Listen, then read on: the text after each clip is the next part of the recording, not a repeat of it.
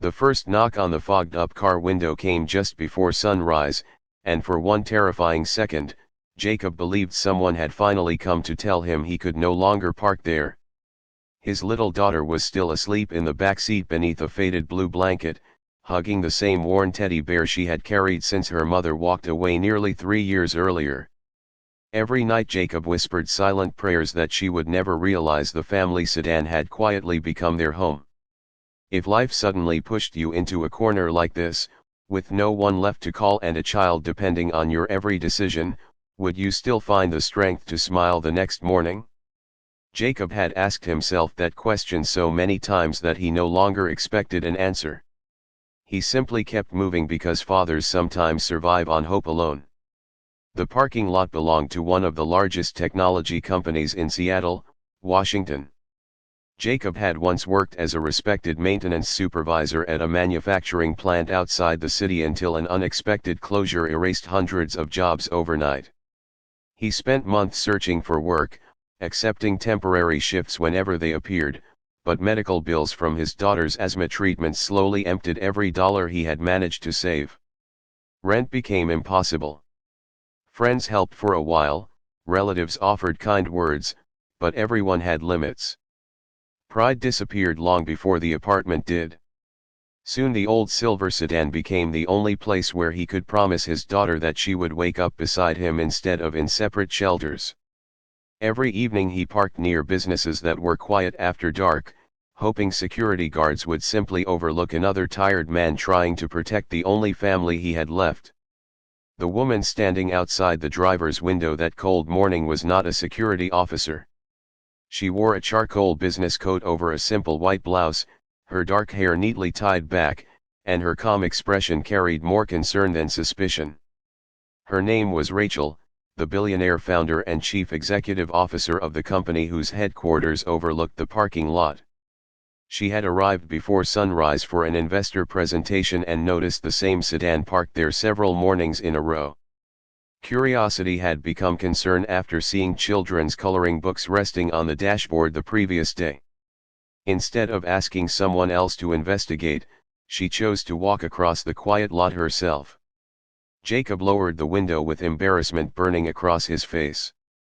He expected questions, judgment, perhaps even a request to leave immediately. Instead, Rachel's eyes drifted toward the sleeping child in the back seat, and everything about her expression softened. She understood success better than almost anyone in the city, but she also remembered the years when her widowed father worked 3 jobs just to keep food on their table. Wealth had changed her address, but it had never erased those memories. The silence between them lasted only seconds, yet it felt as though 2 completely different worlds were staring directly at one another. Rachel quietly invited Jacob and his daughter inside the company's cafeteria for breakfast before the building officially opened. Jacob hesitated. Years of disappointment had taught him that kindness sometimes came with invisible conditions. Still, the smell of fresh pancakes drifting from the employee kitchen made his daughter's sleepy eyes brighten for the first time in days. Watching her eat without worrying about how much food remained in the bag beside the driver's seat nearly brought Jacob to tears. Rachel noticed the way he quietly pretended he was not hungry so his daughter could finish every bite. That single moment told her more about his character than any resume ever could. As the morning unfolded, Rachel asked gentle questions without making Jacob feel like a charity case. She learned about the factory closure, the endless job applications, the nights spent protecting his daughter from fear by inventing little adventures about camping beneath city lights. Jacob never complained about his own suffering. Every sentence eventually returned to one concern: making sure his daughter could stay healthy, continue school, and believe that tomorrow might still be better than today. Rachel admired that quiet determination. She had interviewed executives worth millions who spoke less honestly than this exhausted father wearing faded jeans and an old jacket. Instead of handing Jacob money and walking away, Rachel made a decision that surprised even her senior leadership team. She offered him a full-time position overseeing facilities and maintenance across the expanding corporate campus. The company desperately needed someone with practical leadership experience, and Jacob's background matched the role perfectly. She also arranged temporary family housing through the company's employee assistance program until he received his first paycheck. To Rachel, this was not an act of generosity alone. She believed opportunities should be given to people whose integrity had already been proven through hardship. The first weeks were far from easy. Jacob had forgotten what it felt like to wear clean work clothes every morning without wondering where he would sleep that night.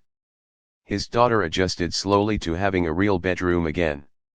Some evenings she still asked if they needed to return to the car because she feared good things never lasted. Jacob reassured her with gentle patience, even while secretly fighting his own doubts. Every paycheck represented more than financial stability. It represented dignity returning one careful step at a time. Months passed, and Jacob's quiet work ethic began transforming the entire facilities department. Employees respected the way he treated every cleaner, technician, and receptionist with equal kindness. He never forgot what it felt like to be invisible. Rachel often watched from a distance as Jacob encouraged struggling co-workers or stayed late helping others without expecting recognition. The company culture slowly changed because compassion spread faster than policy manuals ever could. Success was no longer measured only by profits but also by how people cared for one another when no one else was watching. One rainy afternoon, Jacob discovered Rachel sitting alone in the campus garden after a difficult board meeting.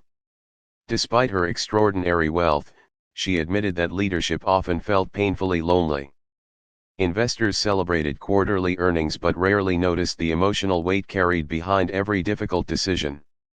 Jacob thanked her, not only for giving him employment but for seeing a human being instead of another problem parked in a forgotten corner of a parking lot. Rachel smiled through quiet tears because she realized that morning had changed her life as deeply as it had changed his. Saving a company had earned headlines. Believing in one struggling father had restored something inside her that success alone never could.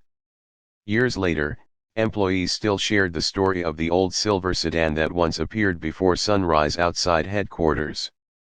New workers assumed it had become company folklore until they met Jacob, now the respected director of campus operations, proudly watching his daughter graduate from high school with honors. She often told classmates that the greatest lesson her father ever taught her was that kindness can arrive when hope seems completely exhausted, but only if people choose to notice those everyone else overlooks. Before the story ends, share in the comments about a moment when one act of kindness changed your life or restored your hope. As Jacob looked across the graduation crowd toward Rachel, both understood that the greatest fortunes are not measured by bank accounts but by the lives forever changed through compassion. If this story truly touched your heart, please like, comment, share, and subscribe so more people can be reminded that one moment of kindness can create a lifetime of second chances.